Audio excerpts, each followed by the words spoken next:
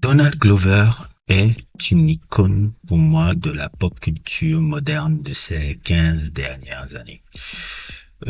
Quelqu'un qui a, pour moi, redéfini un peu comment on voit, euh, comment on peut percevoir un peu un critique, comment on peut percevoir un peu un créatif, je veux dire, afro-américain, de part du fait qu'il a toujours plus ou moins challenger les cases dans lesquelles on voulait le mettre pour montrer il n'en avait absolument aucune. Et moi qui l'ai découvert un peu en 2010, plus ou moins avec cet album là, cette mixtape ou cet album, ce free album là qui s'appelait Cul de Sac à l'époque et tout, et qui m'avait beaucoup marqué et tout, justement grâce à cet album qu'il avait produit déjà avec son collaborateur de toujours qui est Ludwig Göransson, avec qui il a réalisé tous les albums qu'il a sortis, tous les albums qui apparaissent sur votre écran là, c'est avec Ludwig Göransson, qui est aussi, pour ajouter un peu dans l'histoire, l'ami du dortoir de Ryan Coogler. C'est pour ça que vous voyez la plupart aussi dans les plupart des films de Ryan Coogler, Ludwig Göransson fait la bande son, et généralement, donc, vous voyez, c'est un monde un peu qui est lié là. Et Childish Gambino, Donald Glover m'a marqué par ça, parce que à l'époque, quand je l'avais découvert dans Cul de Sac, je m'étais rendu compte aussi que il est un scénariste de la série Dirty Rock. Il était parmi les scénaristes de la série Dirty Rock, et il était un acteur de la série Community, et il faisait du stand-up.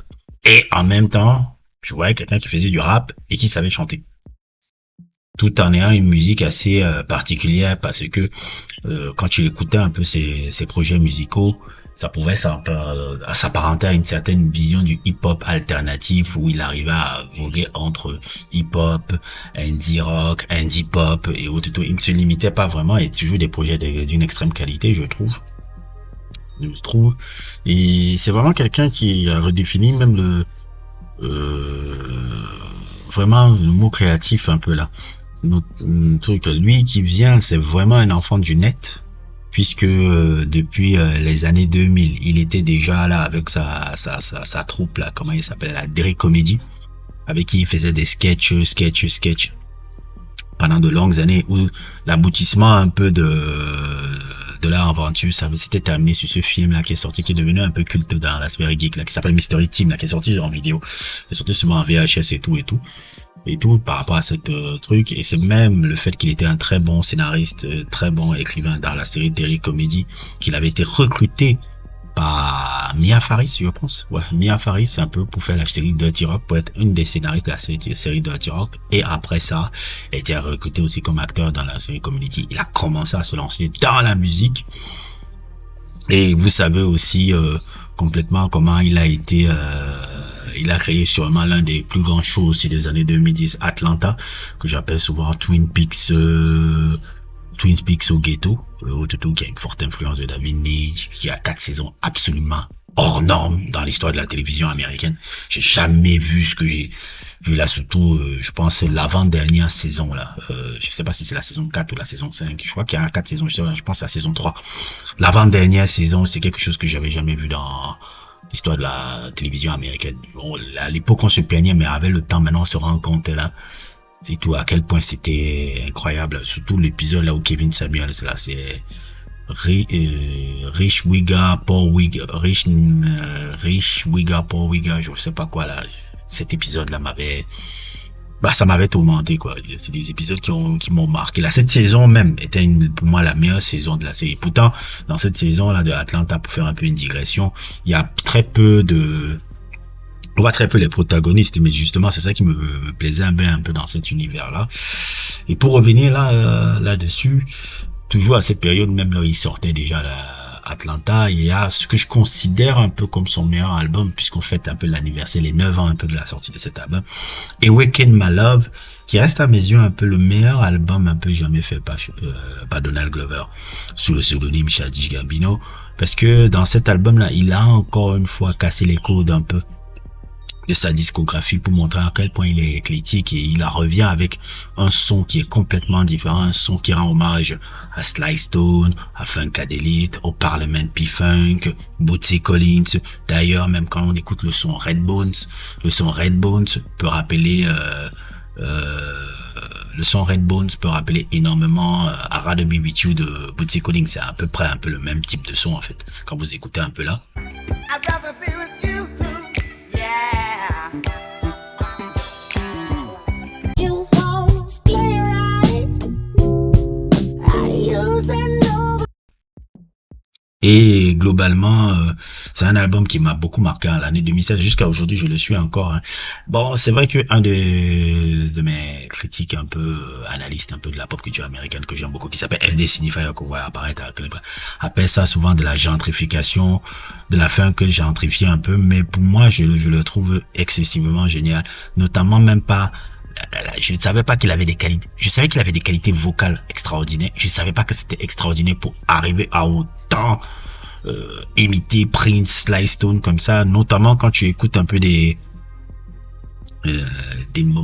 morceaux. Je me rappelle un peu les 4 premiers morceaux de l'album. C'était tellement incroyable, que ça soit avec Me Your Mama, Have Some Love, Boogeyman, Zombie, Riot, cette séquence là, je me rappelle la première fois que j'avais suivi l'album et autres et tout, je me disais mais qu'est-ce que c'est cette claque que je suis en train de suivre là, surtout quand tu repars un peu avec le dernier projet qu'il avait fait, quelques trucs là qui s'appelle Because of Internet, et le fossé musical que tu te dis mais le mec qui a fait Because of the Internet te fait maintenant un album complètement funk soul des années 70, et l'agression dans le son, l'agression dans le truc me paraissait absolument absurde et tout. Même quand tu vois même l'affiche, déjà l'affiche pouvait rappeler déjà même l'affiche qui rappelle Maggot Brain un peu, ouais, un peu, c'est un peu plus ou moins la référence Maggot Brain, un peu de Funkadelic, c'est clairement l'influence un peu. Et vraiment, c'est un album qui m'a beaucoup de trucs, hein. Notamment aussi, même si c'est quelque chose aussi que je remarque un peu avec Donald Glover n'aime pas trop, en tout cas depuis cette période-là, depuis 2015-2016, c'est quelqu'un qui explique très peu la musique qu'il fait et autres et tout, parce que clairement il n'y a même pas eu de promotion pour l'album, c'est-à-dire il n'est pas allé dans les interviews, il n'a pas allé dans le truc et tout, et c'est plus ou moins nous qui avons réussi un peu à faire les interprétations, parce que autour du thème central un peu de l'album que je arrive à percevoir, on y voit l'éveil émotionnel, spirituel et identitaire. Et Wake and Malheur, pour moi, c'est un peu un cri d'éveil, une plongée dans les émotions brutes, de l'amour, de la peur, de l'héritage aussi afro-américain. L'album explore la façon dont on se réveille face à soi-même, face au monde et face aux liens qui nous unissent. Parmi les trucs aussi, les trucs sur l'éveil amoureux, la passion brûlante, la souffrance et la jalousie, la vulnérabilité, l'attachement presque surnaturel. Dans un son qui réveille un peu beaucoup ça, c'est le son Me and Your Mama, qui est un peu rebarbatif un peu de ça. Il y a un hommage, comme je vous l'ai dit déjà, un patrimoine vraiment du son afro-américain, Funkadelic, Sly Stone, Sun Ra, tout cet héritage un peu de la black music et autres et tout.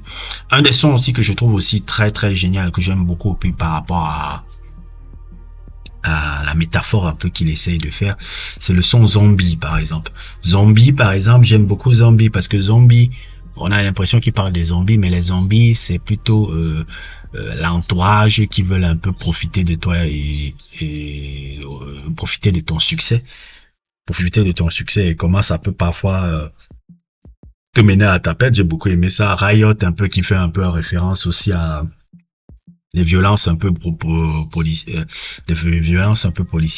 mais dans les violences policières, c'est ce qui est amusant un peu quand j'écoute un peu les paroles de l'album. Les albums font le son fait percevoir un peu les Afro-Américains comme si ils sont la menace alors que c'est les policiers qui sont armés. J'ai un peu aimé la dichotomie et la nuance un peu dans ce son là. Redbone un peu, qui est quelque chose un peu de sensuel, un peu qui rappelle un peu son truc. Et aussi le dernier son de l'album aussi qui me plaît beaucoup, la Stand Tall, où il parle à son fils et autres et tout, il essaie de lui transmettre un peu certaines valeurs et tout. C'est vraiment un album très hommage un peu à ce truc-là. Un album qui est pour moi le meilleur de sa discographie, qui est un peu comment on appelle ça, l'apogée un peu de sa carrière un peu musicalement. C'est-à-dire, même si ce qui est suivi après est toujours de qualité, hein, je trouve, les albums qui apparaissent sur votre écran là, mais Awaken My Love est un peu le pic de la créativité de Donald Glover, que ça soit avec la musique qu'il avait fait là, le fait qu'il avait aussi sorti sa série Atlanta, qu'il avait fait avec son frère et autres. 2016, pour moi, c'est un peu l'année qu'il a consacré un peu au pic un peu de sa créativité et de succès un peu qu'il a fait le truc, et qu'il est pour moi entré vraiment comme une icône de la pop culture américaine, carrément de ces 15 dernières années, en tout cas des années 2010, quelqu'un qui a su passer de l'image geek noire à l'icône pop de la pop culture un peu éclectique, un peu comme on peut voir un peu et autres et tout, et qui a surtout montré aussi par son existence aussi qu'un homme noir peut être très éclectique. Quand vous ne pouvez pas, il n'y a pas à mettre des cases et des trucs sur un homme noir ou sur un homme quelconque, mais surtout sur un homme noir. Mais c'est ça un peu que le truc là, il est autant rappeur, autant super chanteur, autant quelqu'un qui peut te faire un album de hip-hop avec énormément de concepts, un album de funk, un album qui peut être indie pop, électro, et avec la même truc, sans pour autant oublier qu'il fait du stand-up, sans pour autant oublier qu'il a aussi créé un peu l'une des séries les plus marquantes de l'histoire un peu de la télévision américaine de ces 15-20 dernières années. L'existence de Donald Glover est un peu un testament un peu à ce genre de créativité qu'on peut voir chez un homme noir un peu et tout. Et Awaken My Love est vraiment l'album que je reviens le plus dans sa carrière et tout, parce que je trouve que depuis ces 9 ans qu'il est sorti, il a toujours la même qualité, il a toujours le même peps que à l'époque que je l'avais suivi. Il a très bien vu, et je pense toujours que au-delà, parce que souvent les gens reviennent toujours pour parler de Because of the Internet comme son meilleur album, celui-là est vraiment son meilleur pour moi. Il est vraiment son meilleur et tout. Et globalement, j'avais envie de faire un petit sujet sur ça. Un petit sujet un peu pour rendre hommage un peu à ce fabuleux album des années 2010. Et Awaken My Love, si vous ne l'avez jamais suivi, n'hésitez pas à le suivre. Et n'hésitez pas à liker, n'hésitez pas à vous abonner. Et à plus pour d'autres aventures.